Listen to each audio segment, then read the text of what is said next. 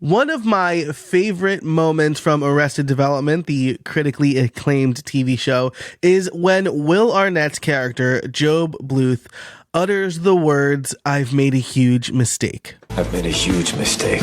Well, over the last year, I've made a huge mistake.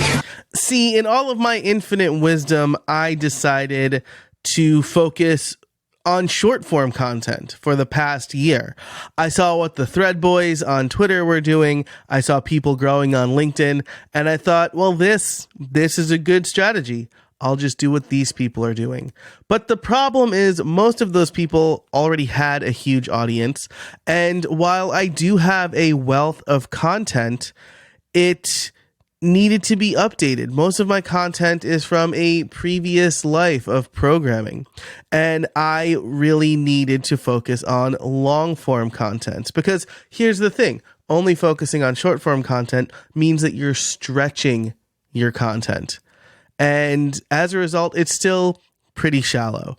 You can pour 8 ounces of water into a cup, or you can pour 8 ounces of water into a pool, and either way you'll still have 8 ounces of water. So I have made a decision to focus on long form content. And that's what I'm going to talk to you about today. Why I made that decision, what led me to that decision, and my strategy and approach for long form content moving forward. I hope you enjoy this solo episode. I think you'll get a lot from it. Plus, in How I Built It Pro, I'm going to tell you about some experiments with this very podcast, as well as my approach to my new newsletter, Podcast Workflows. So definitely check that out over at casabona.org/join. Really excited for that stuff. But for now, let's get into the intro and then the episode. Hey everybody, and welcome to How I Built It, the podcast that helps busy solopreneurs and creators grow their business without spending too much time on it. I'm your host, Joe Casabona, and each week I bring you interviews and case studies on how to build a better business through smarter processes, time management, and effective content creation. It's like getting free coaching calls from successful solopreneurs. By the end of each episode, you'll have 1 to 3 takeaways you can implement today to stop spending time in your business and more time on your business, or with your friends, your family, reading, or however you choose to spend your free time. Okay, so let's dive into it. Yes, I decided to focus on short form content, which was a big mistake for me. I guess it wasn't a big mistake depending on the goal, right? So if my goal was to grow my LinkedIn following and my social profiles, then that's worked. I've grown my LinkedIn profile by 25% from the beginning of the year, which is really good. I've definitely networked with people in that way. But what I haven't done was drive more traffic to my website and get people to buy my services or sign up for my courses. That has changed in recent months, because I think I've been focusing on longer form content, sharing more, building in public, stuff like that. So first I want to share my current, as of 2 months ago, repurposing flywheel, my content flywheel. This is something I've been sharing a lot because, like I said, I really thought it was working for me. So first I would find content to repurpose from my long form content, mostly my podcast content, or like random thoughts I would have. I would write down an idea. I've shared this a million times before, right? I'd write down an idea in Google Docs and then use that as the basis for my content. Then I would create a LinkedIn post with that exact text. From there, I would create a podcast outline, which, let's be honest, it was just pretty much that text, and then I would stretch it into a full episode.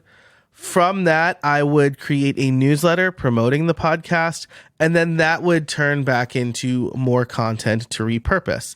And the big problem here is I was creating really shallow content.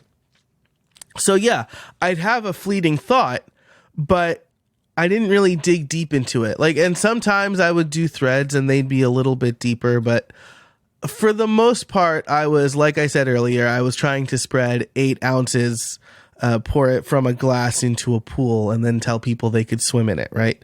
But I'm reversing that now. So I'm definitely going to focus on long form content. Before we get into that, though, I want to tell you 2 conferences and interactions that really shaped my view on long form content. The first is Chanel Basilio's newsletter, Growth in Reverse. I got to interview her for this podcast in episode 319, so just a few weeks ago as this comes out. I would strongly recommend you listen to that because Chanel is a wealth of information for long form content. She's really gone all in on long form content. And talking to her, I got to meet her in real life at CEX, and talking to her while also reading her newsletter inspired what I think is some of my best content in years, which is the Podcast Workflows newsletter. So that's over at podcastworkflows.com. Each week, I dig deep into how somebody publishes their podcast, how they've grown it, their process for it, and what you can take away from those processes.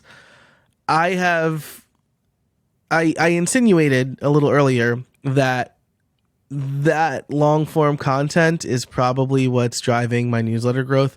I've seen probably 30 to 50% more signups since launching that newsletter than I have the rest of the year. So long form is definitely driving the growth bus for my newsletter right now. The other thing, and so when reading Chanel's newsletter, I was inspired by that, and I've decided to implement it. She spends like 25 to 40 hours researching all of her newsletters, and it's just such high value content, right? She has grown to 11,000 subscribers in 6 or 7 months, which is incredible. And it's because she has good shareable content, right? Nobody wants to share the super short fleeting thoughts, right? Most of the time that's not even worth a like or a retweet. But when you go deep and people read something and they learn something from it, now that is worth sharing and talking about. When you teach someone something new, they inherently want to share it with other people. So Chanel's newsletter was a big inspiration for me there. At Craft and Commerce last month, I think Jay Klaus kind of put the nail in the coffin of me doing short form first with his sawdust talk. So he talked about how short form content is basically sawdust, and you're trying to build something out of sawdust. And unless you want like particle board, which is flimsy and easily breaks, then you need to rethink your strategy. It really felt like he was talking directly to me, because the month before I had committed to creating podcast workflows, and then Jay comes in and says like, hey, stop making your content shouldn't be sawdust. Instead, you should focus on long form content, because that long form content can be broken up, right? You can't, I have kids. I have 3 kids. Again, if you've listened to this for a long time, you know that. If I have one little square, like one of those 9 squares from a Hershey bar, I can't turn that into more chocolate for my children to share. But if I have one full Hershey bar, which is 9 squares, I can break that up into 3 pieces and give one to each of my kids. If you have long form content, you can share that wholesale, right? And then you can break it up for each of your other content areas. You can clip it into short form videos. You can turn it into tweet threads. You can share important parts in the newsletter. You can take parts of those stories and share them as a guest on a podcast or on a live stream. So the long form content is the well from which you draw short form content. I'm mixing metaphors now, but the water one has been working for me, right? So if you have a well full of gallons of water, right, you can pull 8, 12, 24 ounces for that short form content. So Chanel's newsletter was a big inspiration to me. And then Jay's Sawdust Talk really solidified the idea in my head for focusing and going all in on long form content. And you know what? I love writing. And I hate social media. Like, it just doesn't make any sense that I would create content for a platform that I hate. And this is something that Tim Stoddart's talked about as well at CEX. Now that I'm thinking about it, Tim, who's going to be a guest on the show in a couple weeks, maybe next week, as you listen to this, his approach is very similar. He writes every day. He publishes blog posts. He takes those blog posts and he breaks them up into smaller pieces of content to share on social media, all in the service of building his newsletter, which in turn sells people on his membership and his services. I'll let Tim talk more about that and his philosophy. We had a really good conversation, but that was, and again, shout out to Chanel, Chanel and my friend Kat, both of whom have been on this show. They encouraged me to go to Tim's talk. I just like hanging out in the hallway track, right? Just meeting people. Most of the time I wasn't going to go to any talk at that time slot, and they really encouraged me to go. So thank you, Chanel and Kat. CEX and Craft+Commerce, I feel like really set me straight as far as my content strategy goes. So we'll get into how I'm focusing on long form content in a minute. But first, I do want to talk about our sponsors for this episode. So let's do that, and then we'll be back.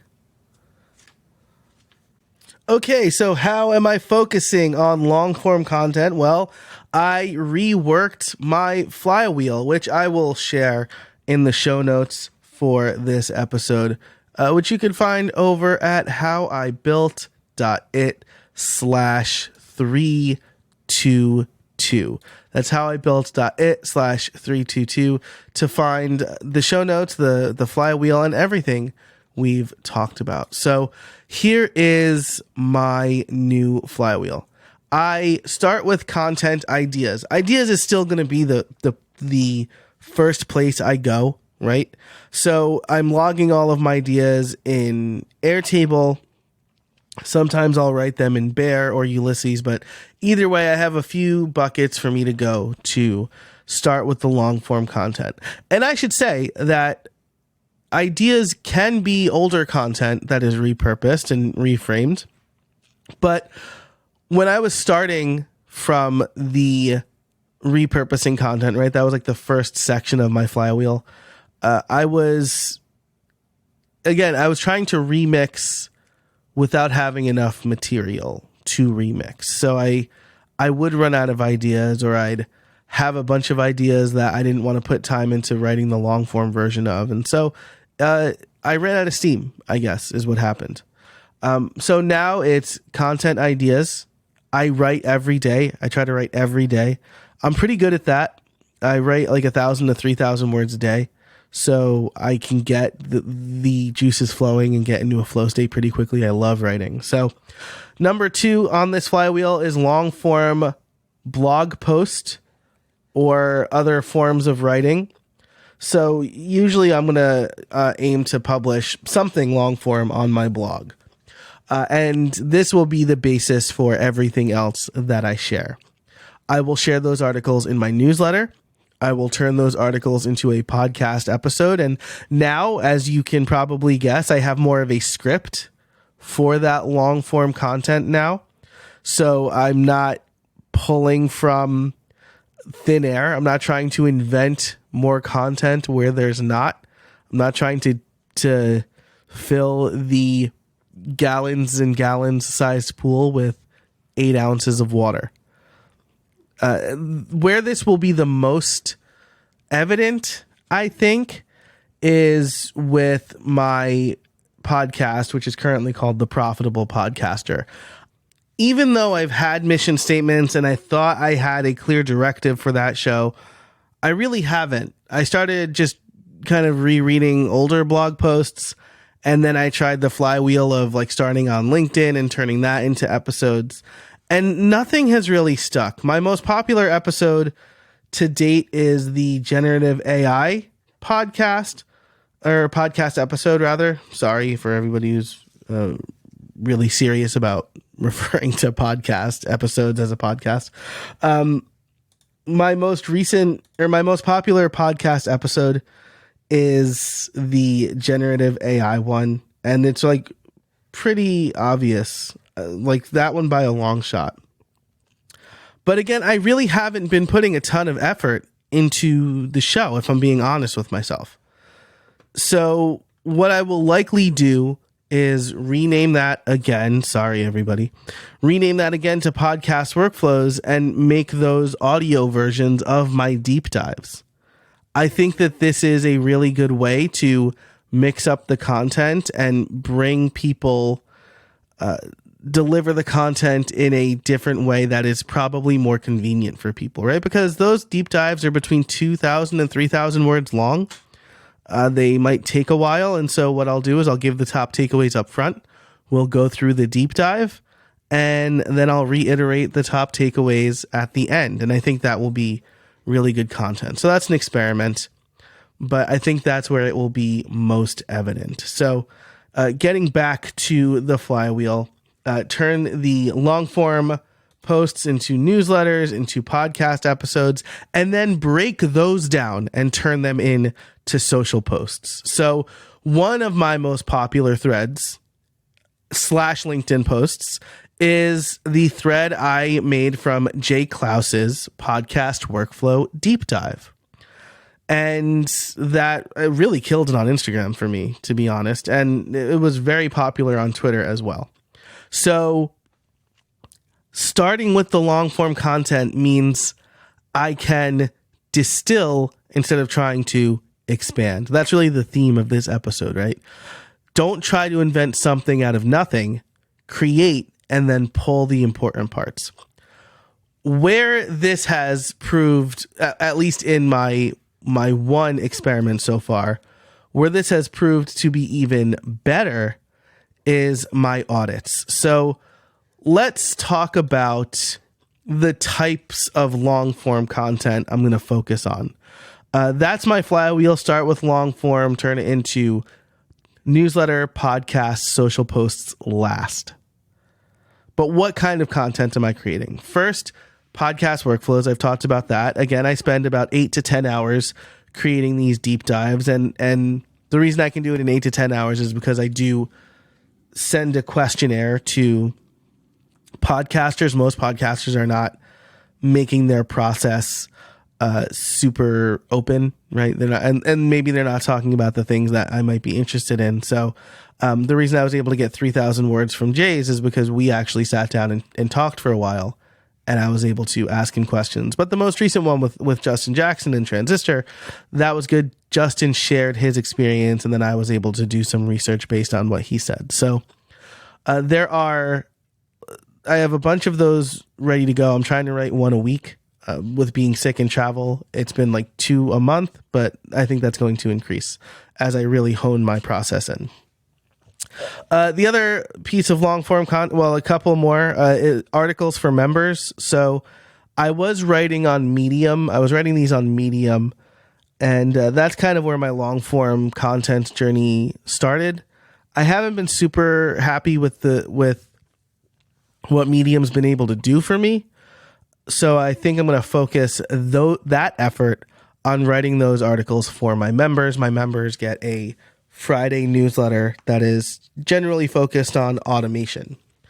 But then again, I can pull from those bits and share the shorter form stuff elsewhere, right? And then I could say, hey, if you want the full kit and caboodle, become a member, right? So that is sawdust from my members' content that I can turn into essentially promotional content. Long form tutorials or thoughts, right? So something I'm working on right now is called ConvertKit for podcasters.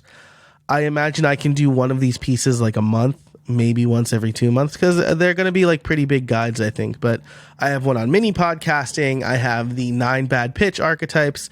Those pieces of content that can do pretty well for me. And then again, with the 9-bed archetypes, ostensibly I can have 9 days of content on social media because of that, right?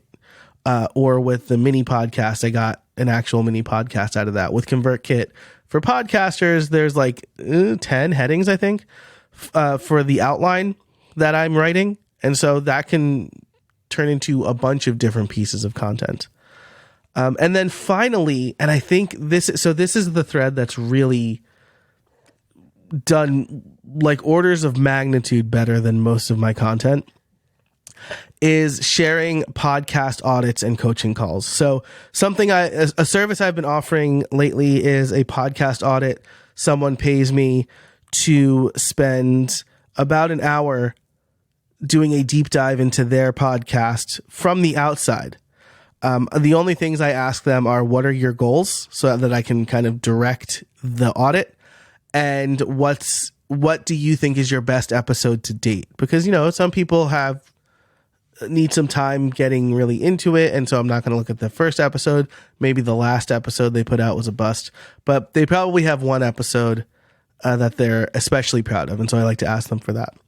And then I create a 15-minute video, 15 to 20 minutes really, video explaining what I found in the report. I share the report with them, and then I go deeper into why I'm telling them to do these certain things and what they should do next. And so last week, I published on Twitter my first podcast audit thread.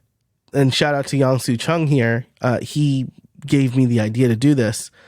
Take the audit, break it down into shorter videos, turn that into a Twitter thread, talk about the top takeaways from each video, link to the full audit. So that didn't lead to any direct sales, but my follower count increased. It got a lot of engagement, tons of bookmarks, which is probably like people saying like, hey, I need this. I'll be ready for this soon. But it also got as I record this, over 11,000 views, which again, most of my content gets like in the low to mid hundreds. So that content, as multiple people have pointed out, is unique. It's interesting. It's not just, as He puts it, thread boying, right? I'm actually delivering super useful show and tell content. And it's also establishing me as an authority. So I've got a bunch of audits I've already done, and I have ideas for quote unquote auditing celebrity podcasts or popular podcasts, and basically telling people why they shouldn't try to copy those celebrities. So I think I think I'm most excited about that content. So that's going to be the source for my flywheel, right? Podcast workflows, articles for members, longer form tutorials and think pieces, and then repurposing podcast audits and coaching calls. Now, the goal of all of this is really to build my mailing list. I have 4 goals for real, but I want to build my mailing list. That's really building my mailing list is the thing that's going to serve the other goals. So build my mailing list by publishing more regularly and publishing more shareable long-term content. So I'm going to do 2 times per week for non-members, 3 times per week with the members email, where the Monday newsletter is about 500 words. And then this week's podcast episode that comes out.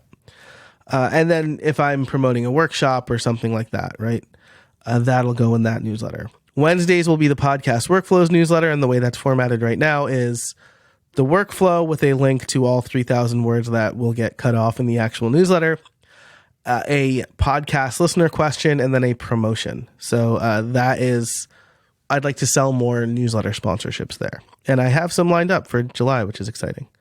So that is the format for the newsletter.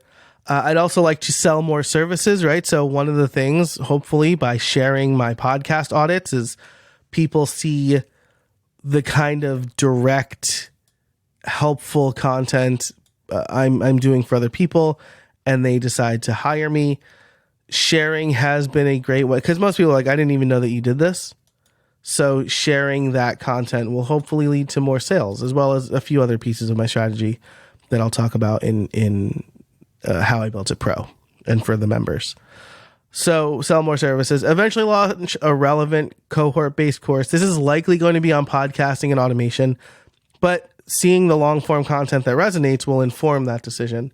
And then finally, as I mentioned, more sponsorship opportunities. So if I have long-form content and I build my mailing list, this will hopefully give me the ability to sell more newsletter sponsorships, create better packages, and increase my reach for them. And for the mailing list, I do want to give a shout out to Creator Network, ConvertKit's Creator Network.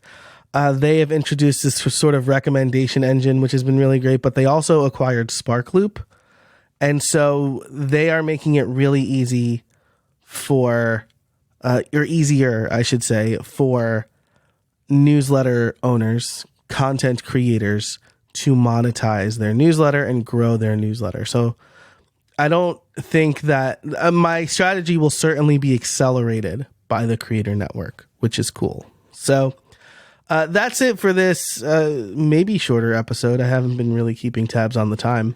But that's it for this episode. So to recap, I've made a huge mistake in deciding to focus on short form content first, because as Jay Klaus put it, I am creating sawdust and trying to sell that sawdust instead of creating something big and useful, right? And I should say that, like, it's okay to sell your sawdust, but you don't make sawdust to sell, right? The sawdust comes from whatever you've made. So as a result, everything I was talking about was shallow. My content repurposing flywheel was working if the goal was grow my LinkedIn audience, but it was not working in the sense that I want to drive more traffic to my website and grow my newsletter. CEX and Craft and Commerce really shaped that for me. So now my long form content strategy is to write the long form content, turn that into newsletter, podcast, and then finally social posts. I have lots of different types of content I'm creating, all of which the goal should be to build my mailing list, sell more services, and increase sponsorship opportunities for me, because I am trying to run a business. And so I'm trying to create something useful for other people, and that should hopefully benefit me as well, right? So thanks so much for listening. If you want to hear about the podcast experiments I'm doing, as well as how I'm putting my podcast workflows together and some of the other things I'm experimenting with, be sure to become a member over at casabona.org/join. You'll get access to this and every episode without ads and with the longer portion. But for now, thanks so much for listening. And until next time, get out there and build something.